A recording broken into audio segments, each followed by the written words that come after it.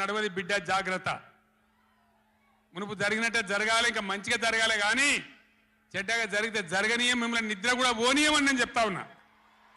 అట్లా కొట్లాడతాం తప్ప ఊకోము. కృష్ణా జలాలలో అటు గోదావరి జలాలలో తెలంగాణ రాష్ట్రానికి రావాల్సిన సంపూర్ణమైన వాటా వచ్చేదాకా బీఆర్ఎస్ కొట్లాడుతుంది. ఇలా అసెంబ్లీలో తీర్మానం చేయగానే కాదు, అఖిల పక్షం తీసుకొని పోవాలి ముఖ్యమంత్రి. అధికార పార్టీ అన్ని పార్టీల రాజకీయ నాయకులను ఢిల్లీకి తీసుకొని పోవాలి, ప్రధానమంత్రిని నిలదీయాలి. మా వాటా మాకు వస్తే తప్ప ఊరుకోమని చెప్పాలి. ఆ చెప్పేదాకా మనం కూడా ఎంబడబడాలి. ప్రజా ఉద్యమాలు ఉంటేనే ప్రభుత్వాలు అప్రమత్తంగా ఉంటాయి, జాగ్రత్తగా ఉంటాయి. కాబట్టి ఈ దొంగ నాటకాలు మానుకొని పాలమూరు ప్రాజెక్ట్ ఎట్లా చేయాలో ఆలోచన చేయండి, మంచి కరెంట్ ఎట్లా చేయాలో ఆలోచన చేయండి. మీరు గెలిచిన ఉండండి, 5 ఏళ్ళ అధికారంలో ఉండండి, మాకు అభ్యంతరం లేదు. వాస్తవానికి నేను 24 ఏళ్ళ కొట్లాడబట్టి దమ్ము లేకుండా ఒక పూట కూడా లేకుండా చేసిన. సరే అపోజిషన్కి వచ్చినాం కదా, 4 రోజులు ఆరాం తీసుకుందాం అనుకున్నా. కానీ ఏం చేసిండ్రు, నల్లముఖం పిలిపోయి చచ్చిపోయిన ఎలుకని పట్టిందట. గవర్నమెంట్కి వచ్చుడే కృష్ణా నీళ్ళను ఉంచబోయి కేఆర్ఎంబీకి అప్పచెప్పింది. కట్ట మీద మొత్తం రిజర్వ్ పోలీసులు ఉన్నారు. ఇప్పుడు మంచినీళ్ళకు కూడా సిప్పబట్టి అడుకోవాలి. శ్రీశైలంలో కట్కాన్ చేసి కరెంటు ఉత్పత్తి చేయాలంటే వాడిని అడుకోవాలి సిప్పబట్టుకొని.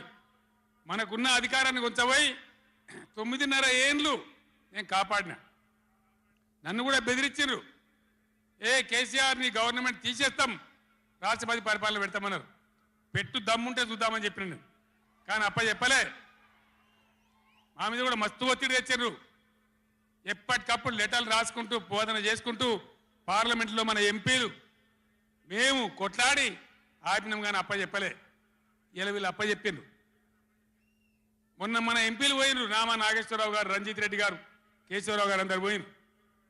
చివరి మాట చెప్తున్నాను నేను, పోయా మంత్రిని కలిసి ఏమయ్యా గట్టెట్లు ఇచ్చినావు, నువ్వు ఎట్లా తీసుకుంటావు, నువ్వు కేఆర్ఎంబి నాగార్జున సాగర్ మా చేతున్న ప్రాజెక్ట్ నువ్వెట్లా తీసుకున్నావు అని అడిగితే, మీ గవర్నమెంట్ వచ్చింది ఒప్పుకొని పోయిందండి, మరి మీరు బీఆర్ఎస్ వచ్చి ఇట్లా అంటున్నారు వాడు మాట్లాడి ఉన్నట్టు కుండ బద్దలు కొట్టిండు.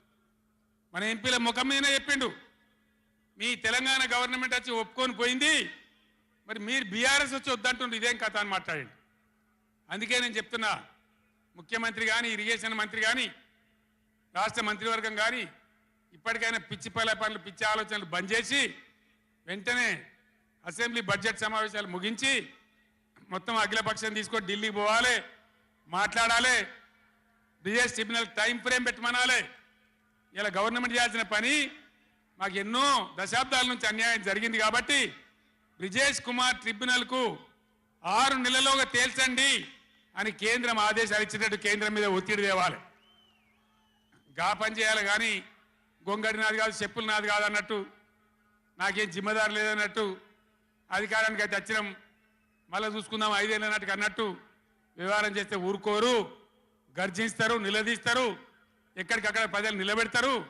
ఇది మునుపటి ఎడ్డి తెలంగాణ కాదు, లేచిన తెలంగాణ, టైగర్ తెలంగాణ. ఈ తెలంగాణ ఒక ఆవాజ్ ఇస్తే 1,00,000 పిడికిలెత్తి పోరాటం చేయడానికి సిద్ధంగా ఉన్న తెలంగాణ. కొట్లాడదాం కదా, పోరాటం చేద్దామా? జై తెలంగాణ, జై తెలంగాణ, జై తెలంగాణ. ధన్యవాదాలు.